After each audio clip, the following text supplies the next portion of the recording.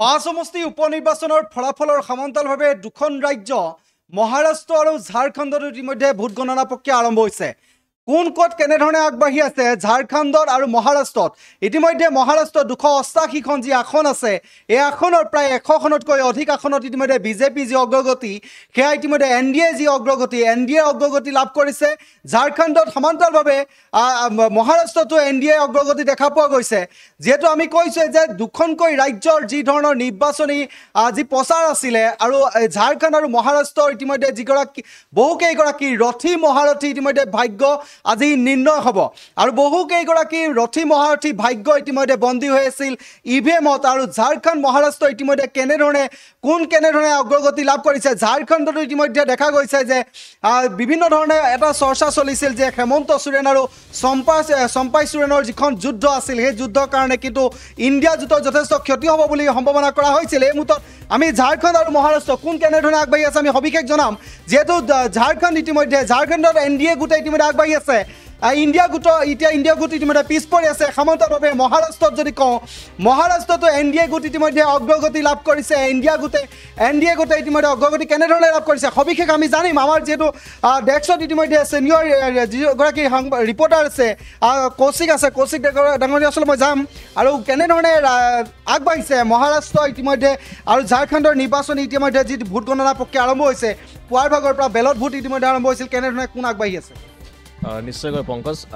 দুখন ৰাজ্য মহাৰাষ্ট্ৰ আৰু ঝাৰখণ্ড, এই দুখন ৰাজ্যত বিধানসভা নিৰ্বাচন অনুষ্ঠিত হৈছে। বিধানসভা নিৰ্বাচনৰ ভোট গণনা আৰম্ভ হৈছে, আৰু দেখা গৈছে যে মহাৰাষ্ট্ৰত 288খন আসনৰ ভিতৰত 145খন আসন যিটো দলে চৰকাৰ গঠন কৰিবলৈ 145খন আসনৰ প্ৰয়োজন হ'ব। আৰু এই 145খন আসনৰ ভিতৰত কোনটো দলে সংখ্যাগৰিষ্ঠতা লাভ কৰিব, কোনটো দলে মেজিক নাম্বাৰ লাভ কৰিবলৈ সক্ষম হ'ব, সেয়া লক্ষণীয় হৈ পৰিব। কিন্তু এই মুহূৰ্তলৈকে আমি যিখিনি প্ৰাৰম্ভিক ভোট গণনা আৰম্ভ হৈছে, প্ৰাৰম্ভিক ভোট গণনাত আমি যিখিনি তথ্য পাইছোঁ, সেই অনুসৰি বিজেপি নেতৃত্বাধীন NDA বৃহৎ অগ্ৰগতি লাভ কৰা পৰিলক্ষিত হৈছে। 96খন অৰ্থাৎ 96খন আসনত বিজেপি নেতৃত্বাধীন NDA মিত্ৰজোঁটে অগ্ৰগতি লাভ কৰিছে, আৰু মহা বিকাশ আঘাৰী বিপক্ষৰ যিটো মিত্ৰজোঁট, সেই মিত্ৰজোঁটে 17খন আসনত অগ্ৰগতি লাভ কৰিছে, আৰু আদা আছে 4খন আসনত অগ্ৰগতি লাভ কৰিছে। গতিকে দেখা যায় যে প্ৰাৰম্ভিক যি ভোট গণনা 8টা বজাৰ পৰা ভোট গণনা আৰম্ভ হৈছে, আৰু এই আধা ঘণ্টা বা এঘণ্টাৰ ভিতৰত যি অগ্ৰগতি বিজেপি নেতৃত্বাধীন NDA লাভ কৰিছে, সেয়া নিশ্চয়কৈ তাৎপৰ্য বহন কৰিছে। শাসনত ইতিমধ্যে মহাৰাষ্ট্ৰত NDA আছে, আকৌ পুনৰবাৰ NDA শাসনত থাকিব নেকি, তেনে এক ইংগিত বা তেনে এক ভোট গণনাৰ যি প্ৰাৰম্ভিক ভোট গণনা, সেই প্ৰাৰম্ভিক ভোট গণনাত তেনে এক দৃশ্য স্পষ্ট হৈছে। ঝাৰখণ্ডৰ কথা যদি আমি কওঁ, যে ঝাৰখণ্ডৰ 81খন আসন, 81খন আসন, আৰু এই 81খন আসনৰ ভিতৰত যি প্ৰাৰম্ভিক ভোট গণনা, এই প্ৰাৰম্ভিক ভোট গণনাত NDA 31খন আসনত অগ্ৰগতি লাভ কৰিবলৈ সক্ষম হৈছে। আৰু শাসনাধিষ্ঠিত যি হেমন্ত সোৰেন নেতৃত্বাধীন ঝাৰখণ্ড মুক্তি মৰ্চাৰ সহ যি শাসকীয় পক্ষই মাত্ৰ 9খন আসনতহে অগ্ৰগতি লাভ কৰিবলৈ সক্ষম হৈছে। ঝাৰখণ্ডৰ নিৰ্বাচনৰ কথা যদি আমি উল্লেখ কৰোঁ, তেন্তে আমি আন এটা কথা উল্লেখ কৰিব লাগিব যে ঝাৰখণ্ডৰ বিজেপিৰ যিগৰাকী তত্ত্বাৱধায়ক আছিল, যিগৰাকী নিৰ্বাচনী তত্ত্বাৱধায়ক আছিল, আৰু সেইগৰাকী হ'ল অসমৰ মুখ্যমন্ত্ৰী ডক্টৰ হিমন্ত বিশ্ব শৰ্মা। গতিকে ঝাৰখণ্ডত বিজেপিয়ে যদি এইবাৰ চৰকাৰ গঠন কৰিবলৈ সক্ষম হয়, তেন্তে ইয়াৰ কৃতিত্ব বহুলাংশে যাব অসমৰ মুখ্যমন্ত্ৰী ডক্টৰ হিমন্ত বিশ্ব শৰ্মাৰ হাতলৈ। পংকজ, এইখিনি হ'ল এই দুখন ৰাজ্যৰ শেহতীয়া নিৰ্বাচনী ভোট গণনাৰ অগ্ৰগতি। নিশ্চিতভাৱে চাওক, ঝাৰখণ্ড আৰু যি মহাৰাষ্ট্ৰ ভোট গণনা প্ৰক্ৰিয়া আৰম্ভ হৈছে, মহাৰাষ্ট্ৰ আৰু ঝাৰখণ্ডত আমি জনাব বিচাৰিম, যিহেতু নিৰ্বাচনৰ যি প্ৰচাৰ অভিযান আছিলে, নিৰ্বাচনী প্ৰচাৰসমূহত দেখা গৈছিল যে মুছলমান সংৰক্ষণ ব্যৱস্থাক লৈও বিভিন্ন ধৰণৰ নিৰ্বাচনী প্ৰচাৰসমূহত ইণ্ডিয়া আৰু NDA গোটৰ মাজত এক প্ৰকাৰৰ নিৰ্বাচনী প্ৰচাৰসমূহত বিভিন্ন ধৰণৰ বিতৰ্ক সৃষ্টি কৰিছিল। প্ৰতিশ্ৰুতি দিছিল যে ইণ্ডিয়া গোটৰ যদি চৰকাৰ গঠন কৰিবলৈ সক্ষম হয়, তেনেহ'লে মুছলমানৰ সংৰক্ষণ ব্যৱস্থা কথিত তেওঁলোকে ব্যৱস্থা বৰ্তাই ৰাখিব ঠিক একেদৰে আমি যদি কওঁ ঝাৰখণ্ডৰ যি ধৰণৰ এটা ব্যৱস্থাৰ মাজত ঝাৰখণ্ডৰ যিখন যুদ্ধ আছিল মুখ্যমন্ত্ৰী যিহেতু হেমন্ত সোৰেণ আৰু চম্পাই সোৰেণ হেমন্ত সোৰেণ যেতিয়া জেলৰ পৰা ওলাই আহিছিল তাৰ পাছতে মুখ্যমন্ত্ৰী পদৰ পৰা চম্পাই সোৰেণক উলিয়াই দিয়া হৈছিল আঁতৰাই দিয়া হৈছিল তাৰ পাছত এইখন যুঁজ ইতিমধ্যে চলি আছিল আৰু এই মুহূৰ্তত কৈছোঁ যে বিজেপি ইতিমধ্যে এনডিএ আৰু ইণ্ডিয়া গোটৰ ইতিমধ্যে এনডিএ গোটে ইতিমধ্যে অগ্ৰগতি লাভ কৰিছে মহাৰাষ্ট্ৰত প্ৰায় 100খনতকৈ অধিক ইতিমধ্যে আসনত অগ্ৰগতি লাভ কৰিছে এনডিএ মিত্ৰজোঁটে ঠিক মহাৰাষ্ট্ৰ ইতিমধ্যে আমি যি ধৰণৰ মহাৰাষ্ট্ৰৰ যি নিৰ্বাচনী প্ৰচাৰ আছিল আমাৰ যিহেতু ডেস্কত আৰু এগৰাকী আমাৰ সাংবাদিক আছে আমি তেওঁ ওচৰলৈ যাম কিন্তু গোটেই মহাৰাষ্ট্ৰ আৰু ঝাৰখণ্ডৰ যি নিৰ্বাচনী প্ৰক্ৰিয়া আমি কৈছোঁ যে কেনেধৰণে এনডিএ গোটৰ যি প্ৰচাৰ অভিযান আছিল ঠিক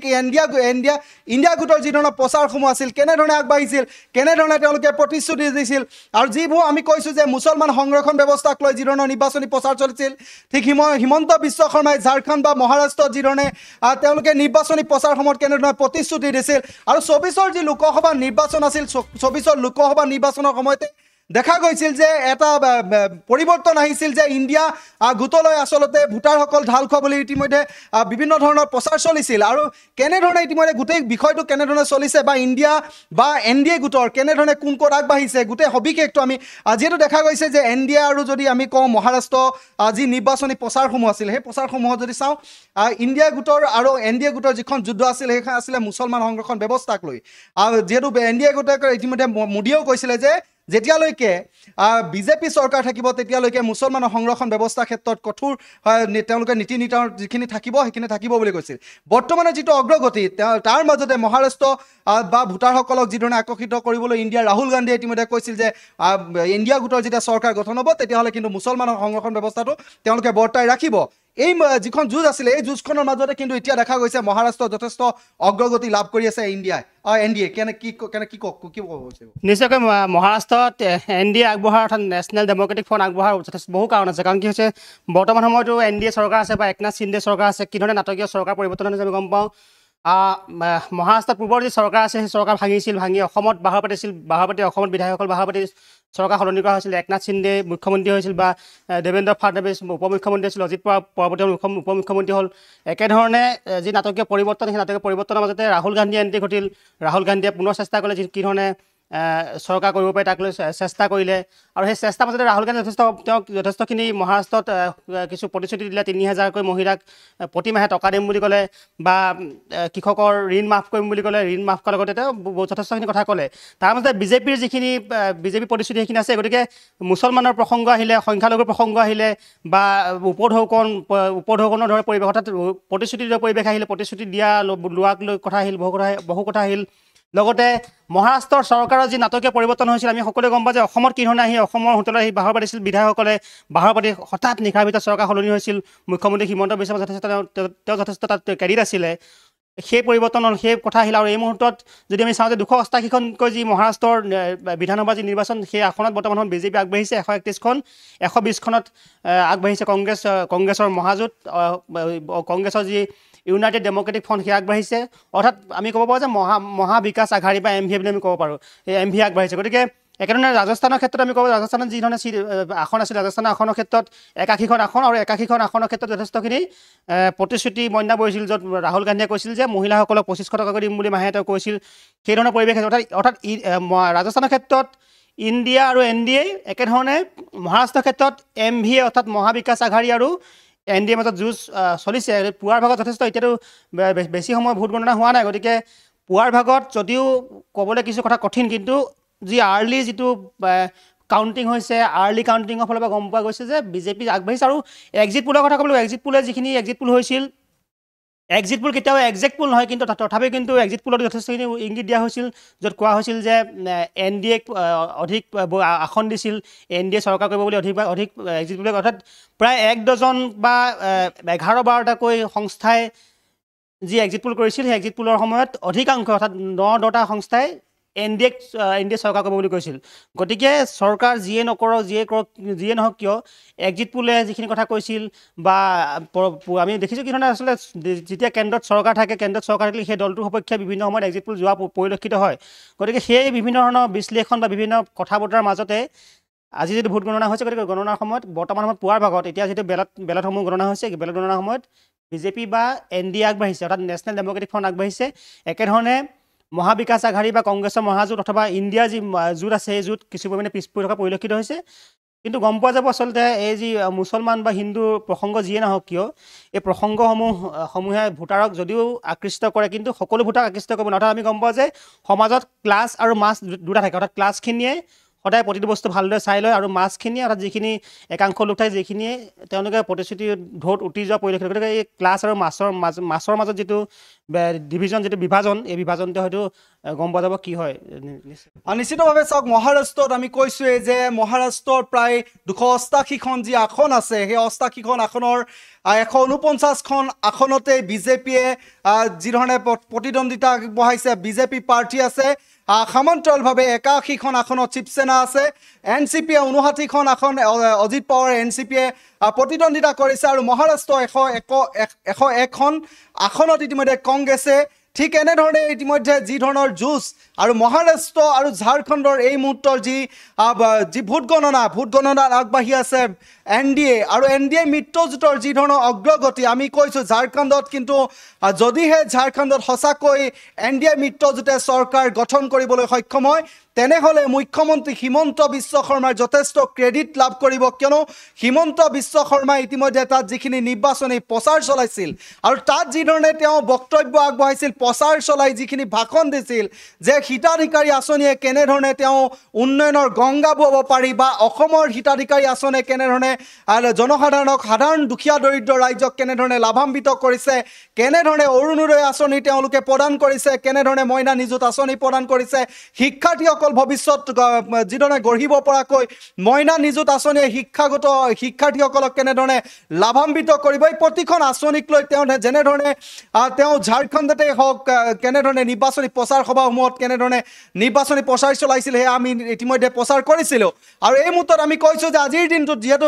দুইখন ৰাজ্যৰ যি ভোট গণনা আৰু ভোট গণনাৰ যিধৰণে আগবাঢ়িছে ভোট গণনাত NDA মিত্ৰজোঁটে মহাৰাষ্ট্ৰত আৰু ইণ্ডিয়া গোটে ইতিমধ্যে যিধৰণে তেওঁলোকে আশা কৰিছিল বা যিসমূহ এক্সিট পোল আছিলে এক্সিট পোলে আচলতে সঁচা কথা ক'ব নেকি বা এক্সিট পোলত যিধৰণে NDA চৰকাৰ গঠন হ'ব বুলি দুইখন ৰাজ্যতে NDA আচলতে মিত্ৰজোঁটে যি চৰকাৰ গঠন কৰাৰ কথা কৈছিল সেয়ে আচলতে সঁচা হ'ব নেকি তাক লৈ ইতিমধ্যে চৰ্চা চলিয়ে আছে আৰু এই মুহূৰ্তত যি ভোট গণনা প্ৰক্ৰিয়া যিধৰণে আমি ইতিমধ্যে কৈছোঁ সময় এতিয়া 9:30 বাজিব হৈছে 9:20 যিধৰণৰ অগ্ৰগতি মহাৰাষ্ট্ৰ 288খন আসনৰ 131খন আসনত ইতিমধ্যে NDA মিত্ৰজোঁটে ইতিমধ্যে অগ্ৰগতি লাভ কৰিছে সমান্তৰালভাৱে আমি যদি চাওঁ 81খন আসন ঝাৰখণ্ডৰ 35খন আসনতে ইতিমধ্যে ঝাৰখণ্ডে ইতিমধ্যে আগবাঢ়ি আছে আৰু আমি ইতিমধ্যে কৈছোঁৱেই যে যি ধৰণৰ মহাৰাষ্ট্ৰ আৰু ঝাৰখণ্ডক লৈ যি ধৰণৰ প্ৰচাৰ চলিছিল ইণ্ডিয়া গোটে যি ধৰণে কৈছিল যে 24 লোকসভা নিৰ্বাচনৰ পিছতে পট পৰিৱৰ্তন ইতিমধ্যে পৰিৱৰ্তন হ'ব ঝাৰখণ্ডত বা ৰাষ্ট্ৰীয় পৰ্যায়ৰ যিসমূহ যি ধৰণে পৰিৱৰ্তন আনিছে বা পৰিৱৰ্তন হ'ব লাগে যি ধৰণে তেওঁলোকে শোভাযাত্ৰা কৰিছিল যিসমূহ ভাৰত জোড়ো যাত্ৰা কৰিছিল ইণ্ডিয়া গোটে ঠিক তেনেধৰণে আচলতে এনেধৰণে যিসমূহ জোড়ো যাত্ৰা কৰি বা জনসাধাৰণক আকৃষ্ট কৰিব পৰাকৈ যিসমূহ ইণ্ডিয়া গোটে প্ৰচাৰ অভিযান চলাইছিল তাৰ মাজতে আজিৰ দিনটো যিহেতু ভোট গণনা ইতিমধ্যে চলি আছে আমি প্ৰতিটো খবৰ জনাইছোঁ মহাৰাষ্ট্ৰ আৰু ঝাৰখণ্ডৰ যিসমূহ নিৰ্বাচনী প্ৰচাৰ আছিল প্ৰচাৰসমূহত কেনেধৰণে তেওঁলোকে প্ৰচাৰ চলাইছিল ঠিক আজিৰ দিনটো ভোট গণনা তাৰ বিপৰীতে কেনেধৰণে অগ্ৰগতি লাভ কৰিছে NDA আৰু ইণ্ডিয়া গোটৰ কেনেধৰণে অগ্ৰগতি লাভ কৰি আছে এই মুহূৰ্তলৈকে যিহেতু বেলট ভোটত যিধৰণে দেখা গৈছিল যে NDA গোটে ইতিমধ্যে অগ্ৰগতি লাভ কৰিছিল দুইখন ৰাজ্যত আৰু পৰৱৰ্তী সময়ত কেনেধৰণে আগবাঢ়িব প্ৰতিটো খবৰ আমি জনাই যাম এই মুহূৰ্তৰ যি সবিশেষ আমি কৈছোঁ 288খন আসনৰ 131খন আসন মহাৰাষ্ট্ৰত NDA গোটে আগবাঢ়িছে ঝাৰখণ্ডত 81খন আসনৰ 35খন আসনত ইতিমধ্যে অগ্ৰগতি লাভ কৰিছে NDA মুঠৰ ওপৰত যি ধৰণৰ অগ্ৰগতি পৰৱৰ্তী সময়ত ফলাফল কোনে চৰকাৰ গঠন কৰিবলৈ সক্ষম হ'ব পৰৱৰ্তী সময়ত প্ৰতিটো খবৰ মিনিটৰ পূৰ্বে আমি দি যাবলৈ যাম মিনিটে আমি এই খবৰসমূহ আপোনালোকক জনাই যাম প্ৰতিটো খবৰ চাই থাকিবলৈ হ'লে আপোনালোকেও চাই থাকিব দা নিউজ প্লাছ যিকোনো খবৰৰ বাবে যোগাযোগ কৰক 7099017330 অথবা 7099017390